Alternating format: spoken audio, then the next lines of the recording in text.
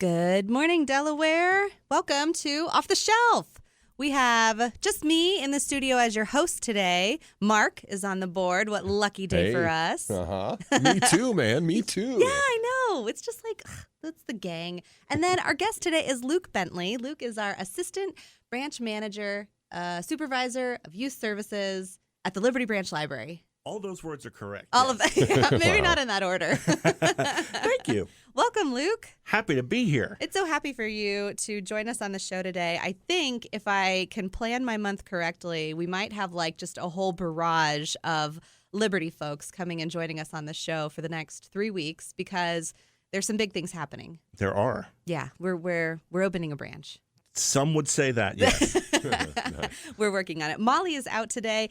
She has some meetings because, with a branch opening, there's a lot of meetings involved in that. There's a lot of punch lists. There's a lot of things happening. But yeah, so second half of the show, we're going to talk with Luke about all things Liberty, about Luke himself, where he came from. I think it's Earth, right? Yeah, well, let's say Earth. Okay, right. We'll go with that. And so we'll learn about some hidden secrets of the Liberty Branch Library and Mr. Luke Bentley. Okay. But as we usually begin the show, we are going to talk about some of the things that we have been reading recently. I told Luke that he has the luxury of choosing anything in his lifetime, as this is his first time on the show as a guest. That's much harder for me these days. Yes, and that is very luxurious. Well, since I am a youth services librarian, I want to take the time to bring your attention to some picture books because I think, no matter how old you are, picking up a picture book is a good escape for a minute or two or five or however. So one of my favorite picture book authors is Mo Willems. He's so fun. And, of course, he wrote all the Elephant and Piggy books. Those he put them kind of on the back shelf for a little while a few years ago. But he writes other amazing picture books. One of my favorites, especially to read to kids, is called That Is Not a Good Idea. Yes. And That Is Not a Good Idea is set up like a silent movie. Okay. And it is a bit of a suspenseful story involving some baby chicks and a wolf. And that might sound dire and scary, but I promise it does not go the way you think it will go. Let's set the scene with some like Joplin style, like piano music. Exactly. Okay, so have that in your mind, and then the fox and the chick come out and tell us what are good ideas. Oh, yes. So, and there are good ideas, and then there's a chorus of people saying, oh, no, that is not a very good idea.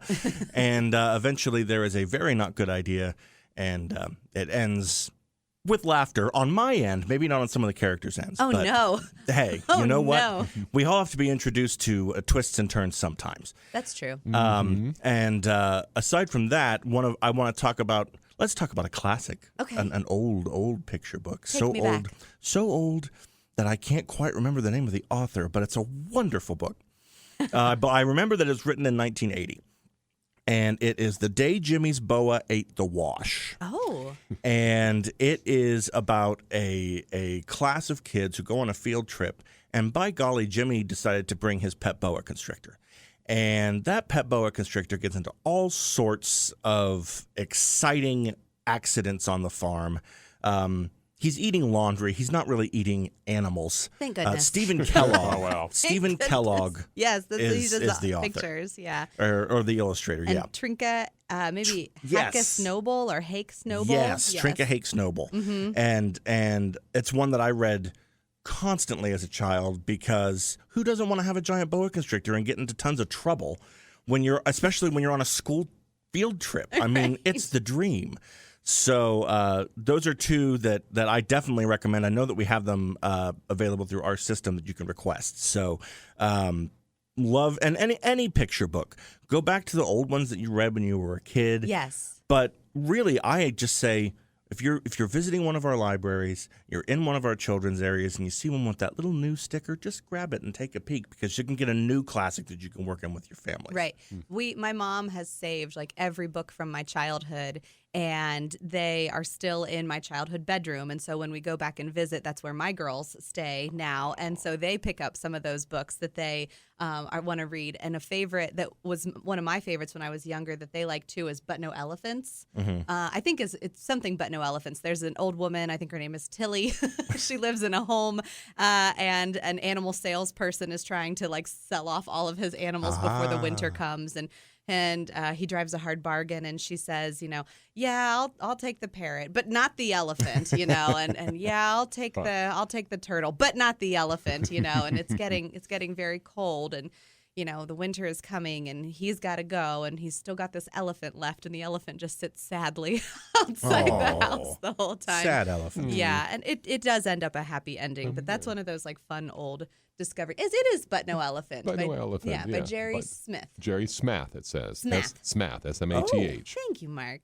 See if we can all Google while It's the others, wonderful. It's a beautiful thing. the others continue their train of thought. So those are fun classics. The one that I won't read to my girls, and they get so mad because we have like 2 copies of it in the house, is I won't read The Pokey Puppy. I hate The Pokey Puppy. I understand. The mother gets mad at the dogs because they can't read. That is the point of the book, is the puppies wander away because she has a bad fence, and then when they come back, she posts a sign that says "Don't leave," and then she gets mad that they leave again. So she's a poor homeowner, and she wants her dogs to be literate. It is so funny that you brought up the Pokey Puppy, because yesterday, as we're working on getting the Liberty Branch ready, and we've got 44,000 some odd books, we're dealing with. And I was working with an entire shelf of little golden books. Okay. Just an entire shelf full of them. And I know that those little golden books occupy such a presence in so many people's childhood memories. Oh, sure. I mean, people are probably like scoffing at the radio right now, like saying that I won't read my children The Pokey Puppy, but I think it's a bad lesson. I won't do it. You can't make me. Even my daughters, they'll be like, "Can we read the puppy one tonight?" No. It's a firm no. I got to listen to a fun audiobook this week that I have been holding out on. It was on the Goodreads Best Comedy list for last year. It wasn't a winner, but it was a finalist. It's called The World's Worst Assistant, and it's by Sona Movsesian. Absolutely. If you know Conan O'Brien of the Late Show, the Tonight Show, all of the shows that Conan has done, even the podcast Conan O'Brien Needs a Friend, Sona Movsesian has been his assistant since like 2010. She basically kind of was like, I think I might want to do something in Hollywood. I might want to do something in TV production. So she gets an internship. She becomes an NBC page. But really, Conan was kind of who she had her sights set on the entire time. She was like, yeah, I think this could be a good opportunity. He was filming in New York City. And then when he moved his show to Burbank, that's when she was like, okay, yeah, I'll be his assistant. So the book, The World's Worst Assistant, really does lay out, yes, how she is, as Conan always refers to her, the world's worst assistant. It also lays out how she has a pretty thick backbone for Hollywood. In Hollywood, you can get stepped on so easily. You're the intern. You get the coffee. You get the lunch. If it's wrong, then you're fired on the spot, yes. Things like that. And Sona really, what I took away from this book is that she didn't let people step on her. If people were terrible, she would talk back to them, because that's just what her personality was. And she would say, no. And then they would, how dare you? How dare you? And so she just developed this she already had a very laid back attitude, and she kept her laid back attitude. She didn't let Hollywood make her an anxious, terrible, nervous mess. And so whenever she started working with Conan, the first thing that she really noted with him was that he's not one of those people. He's not one of those people who is going to yell at you for things. He's not one of those people who's going to make you get his lunch and tell you when you put the salad together wrong. However that could be done. She just said he was humble. He was kind, and she just knew from the start it would be a good fit. And she's like, I did start out wanting to please him, and then that just ended very quickly. Nice. Like marriage, more or less. Yeah, exactly. Right? Yeah, like we started out, and the sights were real high, and then immediately we like took off the jacket, and they just lowered, like right away. Yeah, and so she talks about some of their experiences together. She talks about the tour that they went on when he was leaving NBC and going to TBS. It's a great documentary that shows that whole process, and I just love that movie. She talks about the documentary and how it really was like meant to, frame Conan in like this life transition. And she was like, and I was in the documentary, and every scene that I'm in, I'm eating food. She's like, basically, it was Sona's world tour paid for by American Express. She said that they had really great food spreads. They really like traveled in luxury because American Express was like funding this entire trip. And she was like, and the 8 seconds that I'm in the 8 1-second clips are all me eating food.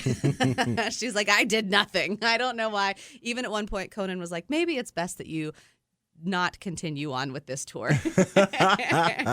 Feel like your services could be used otherwise. She also talks a little bit about her office shenanigans. There's a hilarious bit in the book. And don't read this book looking for like literary, genius. Like, just listen to it like a podcast. Like you're listening to the Conan O'Brien Needs a Friend podcast, except it's all Sona. It's a 5.5-hour listen. It's so much fun. And she talks about her coworker, Erica, and how Sona is the extrovert, Erica is the introvert, and Sona basically harasses Erica every day. Like, she walks in, she's real excited about something, and she's like, I'm going to give you a hug. And Erica's like, please no. And she's like, I'm going to do it, but with the rules. And Erica goes, you know the rules. No eye contact in 3 seconds. And then she says, and then you might get a call later this afternoon from Prince Philip inviting you to tea. And Erica says, please no. And then she gets a phone call from Sona's office desk. Of course. With a very offensive British accent, like, hello! Oh, yes. Please come to tea this afternoon. And it is amazing. So, The World's Worst Assistant, you can get it on Libby. It is a whole lot of fun, and it just brought me joy. Excellent. That's what we want books to do. It really, truly did. So we're going to take a break, and then on the other half of the break, we'll be back with Luke Bentley talking about Liberty Branch Library and all things youth services there. Outstanding. I love Mark Bingaman. No. Yay. Good choice. Everybody should. It's like, is that my lead-in? Is that my cue? That's your cue. That's it right there. Oh, yeah. I love this radio show. I love nice. Off the Shelf. Very perfect. I think you had me do this one once before, too, where I was like, I love my kids. I love my kids. Yes, I have that here. That's a fantastic one. I know. It's also appropriate for today. Very funny, right? Children are so cute. I love my kids so much. I love them. Yes. Well, you are listening to Off the Shelf on this Friday full of shenanigans. We have Mark Bingaman on the board. Thank you, Mark. We have Luke Bentley in the studio. Molly is out taking all the meetings today to get us ready for our Liberty Branch Library grand opening. Thank you, gentlemen, for joining me in the studio. Happy to be here. Always a wonderful pleasure and an honor. Oh, thank you so much. Well, Luke, it is such a pleasure to have you on our staff. You have, what month did you join us in 2022? That would be August. In August. Yes. So it's been a good, what are we at? Like 8 or 9 months now. Thereabouts. Yeah. Thereabouts. So you kind of got to live in some other branches of the system for a while. You started out at Delaware, and then you migrated over to Orange whenever Jenny went on to her new adventures. Yes. And now you're in Liberty. It's a wonderful feeling. It's like you've known that you've got a house that you're getting ready to build, and you're just waiting, and you're watching it come up, and then all of a sudden you're able to get in there. It's so exciting. Yeah. And then you have all the fun things that come with the new house, like, oh, I didn't know the stairs did that. Yeah, there are a few, but what's most important is just that it's just such a beautiful, amazing building. Yeah, yeah. It's so cool to be able to be in there now and knowing what it's going to look like when there's tons of people walking through it and enjoying it. It's going to be just amazing. Right. So as the Assistant Branch Manager of Youth Services, what are some of the highlights that you can think of whenever you think of the building and how it's going to serve the youth of our community? Oh, yeah. So we have a beautiful children's area on our first floor. And through there, we've got some great, just really comfortable furniture to sit on and have parents read with their children, and beautiful prints on that furniture. That's going to be really a lot of fun to look at. If you look closely at it, it's very, very cute. We have our programming room, which is right off of the children's area with these big, beautiful windows where I cannot wait to start having story times and other programs in there where kids can get in there and start learning and having fun. Creating. I think there's going to be a lot of creativity in that space. Absolutely.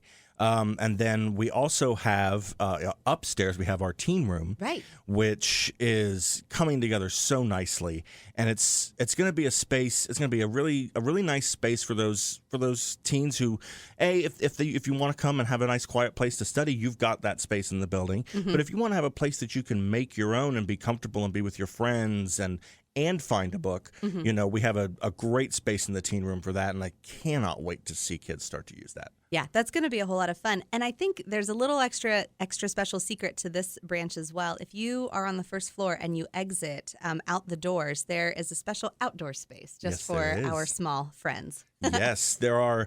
I believe we're starting to play with the name Harmony Garden. Yeah. Because there are some outdoor musical instruments planted in the ground for you to come out and play with. There are drums, there are chimes, there are a variety of natural textures so that kids can feel it's not just, cement underneath their feet. Yeah. There's dirt, there's wood. And then, of course, there are benches so that you can enjoy the sunshine. You can be outside. If you want to, pack a sandwich and bring that out, come out to a picnic table and sit there and read with your kid and have a little picnic at the library. Yeah. It's a beautiful thing.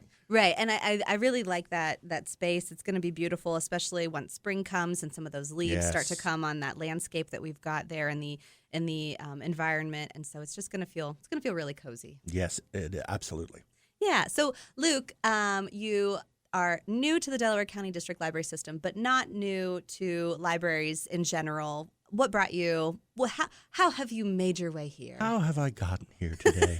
I've been car. No. Yes, and well, that is good. I did not have to hitchhike. I've been in public libraries for about 10 years now, and most of my career has been spent in Southern Ohio. So I'm a native of Athens County, graduate of Ohio University, and so I spent 5 years at the Athens County Public Library System, and I have bounced around through a variety of other systems in many different positions throughout Southern Ohio and Eastern Ohio. And with my goal was always I want to get up here. And Delaware has always been, I hate to say a target because it makes me feel like I'm some sort of mercenary hunter. You've really been watching. But yeah. I always looked and I was like, I really like to join this system because they're doing the right things. Yeah. And when I got the opportunity to join, I was just elated and I was so excited. And then for it to be in this brand new building, which not everybody gets the opportunity to see a new building get built like this in the library world. It was just like, I can't pass up that opportunity. Yeah. It's really exciting to be a part of something new, but also in a system that is established, that it's not brand new. We've got some things that we've already got kind of set in place. We've got some signature programs. I know even just yesterday I had a meeting for our medieval fair committee, which is, so we're still going to have a lot of those signature programs happening. Again, we're talking to Luke Bentley, who is the assistant branch manager of the Liberty Branch Library. Grand opening coming for that on Sunday, March 26th at 1:00 p.m. as a ribbon cutting, but you can show up anytime between 1 p.m. and 4 p.m. Breaking news also for that, we will have a shuttle available. So we have 100 spaces in that parking lot. But if you get there and you're like, where on earth am I going to park? Just hop over on Holm Road to the Liberty High School. And we have partnered with Liberty High School. They are going to provide buses that are going to go back and forth between those two locations. So it'll be, just hang out for 5 or 10 minutes and a bus will be right back to get you. And that's what we want. We want all of you to come so you can see what you have paid for, what you've made possible in your community, because it's going to be beautiful, and to be there on the first day, you only get one first day. Yeah. So we've got some other fun things planned during that grand opening celebration. Luke, you said that you might be doing some storytelling. yes, storytelling. So I have, over the years, I've sort of trained myself in storytelling in like the traditional folk style of there will be no book in my hand. I will just tell a story off the top of my head, and it's one of my favorite things to do is to loosely memorize is how I explain it. Loosely memorize these stories, and it's rare nowadays for kids to be presented with that sort of narrative experience just coming from a person in front of them. They get books read to them, and of course they see television. They see they're on their screens a lot, which is it's fine, but I've just found that kids are really awe-inspired when they see someone tell a 15, 20-minute story that is in-depth and is not just straightforward, and it's one person telling it. Yeah. And they're just telling it. And I love to see the kids get enraptured by it, and I cannot wait to do it again. It brings a different type of imagination. With a book, you have the pictures in front of you, and they tell the picture that they want you to see. With the storytelling, it's your mind. It's you're giving the words, but really their minds are crafting the background, the feeling, the weather, other things like that are going to play into that scene. And so it's a unique experience for each child. Whenever we had Neil Schusterman come just earlier in February, he told a story about that's how he really got into writing. He was a camp counselor, and he had a group of rowdy kids that he was trying to put to bed. And he was like, well, I'm going to tell a story, but I can only tell it as long as everyone is listening. Yeah. And one kid listened, and then as the story grew, 2 kids listened, 3 kids listened, and then his entire cabin was very well, entertained. And the camp counselor was like, how on earth did you do that? Everyone else was a mess. And he was like, I told him a good story. So the next night he moves to a different cabin, and he does the same thing. And the camp counselor is like, how on earth are you doing this? And he's like, I'm telling a good story. And it was really how he crafted one of his first books. I love that. I love that so much. It was a lot of fun.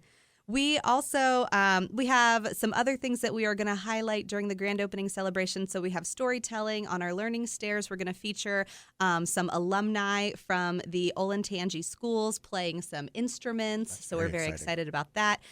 Erica Carlson is going to be in that programming room tentatively. We hope Erica can be there. Fingers crossed. Yeah, we really hope Erica can come. So in that programming room, doing some airbrush tattoos, and then you can go out and play in that garden. And we also recently made a connection this week with Handel's Ice Cream in Powell, and they were like, how can we be involved? And I said, I don't know if I want ice cream going through our building. And he said, how do you feel about coupons? And I said, I love coupons. Coupons don't melt. It's beautiful. It's really wonderful, and they don't bring sticky fingers with them. Exactly. So we might have some Handel's coupons as well. So I think we've got some really great things coming for this branch.